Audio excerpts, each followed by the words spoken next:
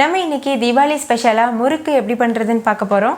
முறுக்கு இல்லாத ஒரு தீபாவளியே கிடையாதுன்னு சொல்லலாம். எல்லார் வீட்லேயுமே முறுக்கு பண்ணுவோம். நம்ம இன்னைக்கு பண்ண போகிற முறுக்கு நல்லா மொறுமொறுவாக ரொம்ப டேஸ்டியாக இருக்கும்.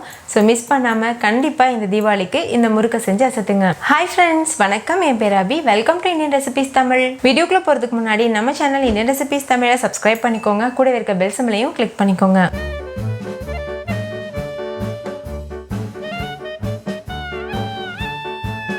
ஃபஸ்ட் இந்த ரெசிபி பண்ணுறதுக்கு ஒரு குக்கரில் அரை கப் அளவு பாசிப்பருப்பு சேர்த்துக்கோங்க. பாசிப்பருப்பை தண்ணி சேர்த்து நல்லா வாஷ் பண்ணி எடுத்துக்கோங்க. ஒரு 2-3 டைம் வாஷ் பண்ணிவிட்டு அதுக்கப்புறமா தண்ணியை வடிச்சிட்டு எடுத்துக்கோங்க. இப்போ இதில் 1 கப் அளவு தண்ணி சேர்த்துக்கோங்க. எந்த கப்பில் பாசிப்பருப்பு மெஷர் பண்ணிங்களோ அதே கப்பில் 1 கப் தண்ணி சேர்த்துட்டு குக்கர் மூடி போட்டு மூடிட்டு ஹை ஃப்ளேமில் வச்சு 2 விசில் வரைக்கும் வச்சு எடுத்துக்கோங்க. விசில் வந்ததுக்கப்புறமா ஸ்டவ் ஆஃப் பண்ணிவிட்டு ப்ரெஷர் தானாக ரிலீஸ் ஆகட்டும். அது வரைக்கும் வெயிட் பண்ணுங்கள். ப்ரெஷர் தானாக ரிலீஸ் ஆனதுக்கப்புறமா மூடி ஓப்பன் பண்ணுங்கள். பாசிப்பருப்பு சீக்கிரமாகவே வெந்துடும்.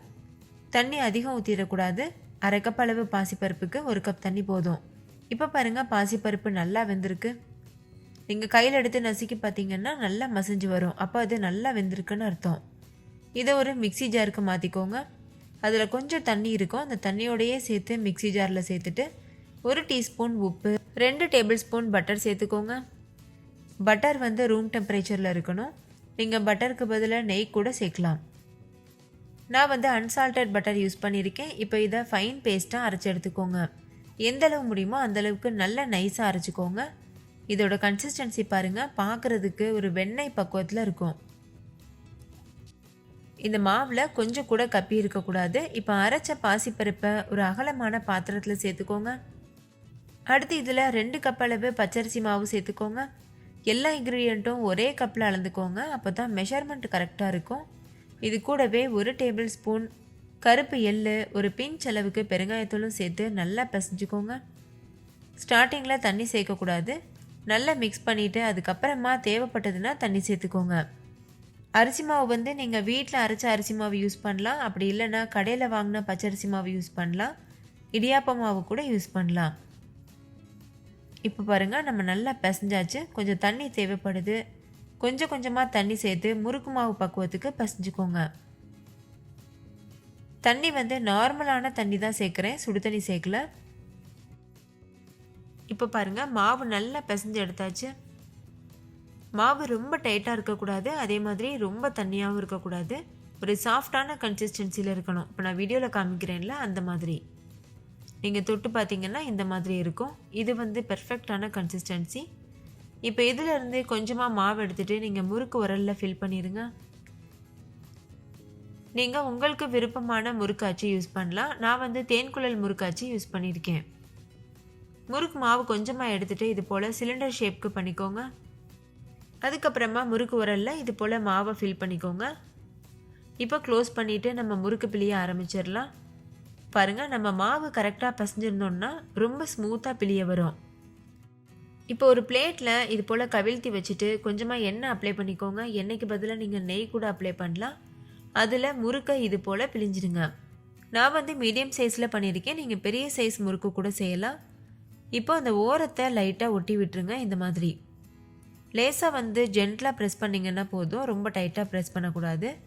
இந்த மாதிரி பண்ணுறதுனால நம்ம எண்ணெயில் போடும்போது முறுக்கு பிரிஞ்சு போகாமல் இருக்கும். இப்போ இதை நீங்கள் கையில் இது போல் எடுத்துகிட்டு அதுக்கப்புறமா டைரெக்டாக சூடான எண்ணெயில் சேர்த்துட்டு நீங்கள் பொரிச்சு எடுத்துடலாம். எண்ணெய் நல்லா சூடாக இருக்கான்னு செக் பண்ணுறதுக்கு சின்ன சைஸில் ஒரு மாவு சேர்த்துக்கோங்க. மாவு உடனே மேலெலும்பி வந்துடும். அப்போ எண்ணெய் கரெக்டான சூட்டில் இருக்குதுன்னு அர்த்தம். இப்போ இந்த முறுக்கு பீஸை வெளியில் எடுத்துருங்க. இப்போ நம்ம பிழிஞ்சு வச்சுருக்க முறுக்கை உள்ளே சேர்த்துடலாம். உள்ளே சேர்த்துட்டு ஸ்டவ்வை மீடியம் ஃப்ளேமில் வச்சுக்கோங்க. இடையிடையில் ஹை ஃப்ளேமில் மீடியம் ஃப்ளேமில் மாற்றி வச்சு முறுக்கை பொரிச்சுக்கோங்க. 2 பக்கம் திருப்பி விட்டு இந்த நுரையெல்லாம் அடங்கிட்டு சத்தம்லாம் அடங்கிரும். அப்போ நீங்கள் வெளியில் எடுத்துடணும். அப்போ தான் முறுக்கு வந்து நல்லா வெந்திருக்குன்னு அர்த்தம். நீங்கள் இப்போ மாவை உள்ளே சேர்த்ததுமே பார்த்தீங்கன்னா தெரியும், நல்லா நுரையாக வரும். அதே போல் சலசலன்னு சத்தம் கேட்கும். நீங்கள் ஒரே டைமில் 2-3 முறுக்கு கூட சேர்க்கலாம். நீங்கள் ஃபஸ்ட் டைம் முறுக்கு செய்கிறீங்கன்னா டைரெக்டாக உங்களுக்கு எண்ணெயில் முறுக்கு சேர்க்குறதுக்கு பயமாக இருந்ததுன்னா நீங்கள் கரண்டியோட பின்பகுதியில் வச்சுட்டு அதுக்கப்புறமா நீங்கள் கரண்டியை டைரெக்டாக எண்ணெயில் விட்டுறலாம். நான் ஏற்கனவே நிறைய முறுக்கு ரெசிபி நான் அப்லோட் பண்ணியிருக்கேன். அதில் இந்த டிப் வந்து ஷேர் பண்ணியிருக்கேன். வேணும்னா செக் பண்ணி பாருங்கள், உங்களுக்கு யூஸ்ஃபுல்லாக இருக்கும். எனக்கு இது போல் எண்ணெயில் டைரெக்டாக சேர்த்து பழகிருக்கு, அதனால் நான் இது போல் சேர்த்துக்கிறேன். எண்ணெய் கையில் தெரிக்குமான்னு பயம் வேண்டாம், நீங்கள் தாராளமாக சேர்க்கலாம். பழக பழக உங்களுக்கு பயம் போயிடும். இப்போ 2 பக்கம் திருப்பி விட்டு அந்த சத்தம்லாம் அடங்குறது வரைக்கும் நம்ம வெயிட் பண்ணணும். அதே மாதிரி முக்கியமாக நம்ம இடையில மீடியம் ஃப்ளேம்லேயும் ஹை ஃப்ளேம்லேயும் வச்சுக்கிறணும். அப்போ தான் முறுக்கு கரெக்டாக இருக்கும். நீங்கள் மீடியம் ஃப்ளேம்லேயே வச்சு பொரிச்சிட்டிங்கன்னா முறுக்கு அதிகமாக எண்ணெய் குடிச்சிரும். அதே மாதிரி ஹை ஃப்ளேமில் வச்சு பொரிச்சிட்டோன்னா முறுக்கோட கலர் வந்து சேஞ்ச் ஆயிரும். இப்போ பாருங்கள், சத்தம்லாம் அடங்கிருச்சு. நான் வெளியில் எடுத்துடுறேன். முறுக்கு பார்க்கும்போதே உங்களுக்கு தெரியும், அவ்வளோ முறுமுறுப்பாக வாயில் வச்சதும் கரைஞ்சி போயிடும். அவ்வளோ சூப்பராக தயாராகிருக்கு. இதே போல் மீதி இருக்க எல்லா மாவுலையும் நம்ம முறுக்குகள் செஞ்சு வெளியில் வச்சிடலாம். முறுக்கு முழுமையாக ஆறுனதுக்கு அப்புறமா ஒரு ஏர்டைட்டான கண்டெய்னரில் போட்டு நீங்கள் ஸ்டோர் பண்ணி வச்சுக்கோங்க. 10-15 நாள் வரைக்கும் கூட முறுக்கு வந்து முறுமுறுப்பு தன்மை போகாமல் நல்ல முறுமுறுவாக டேஸ்டியாக இருக்கும்.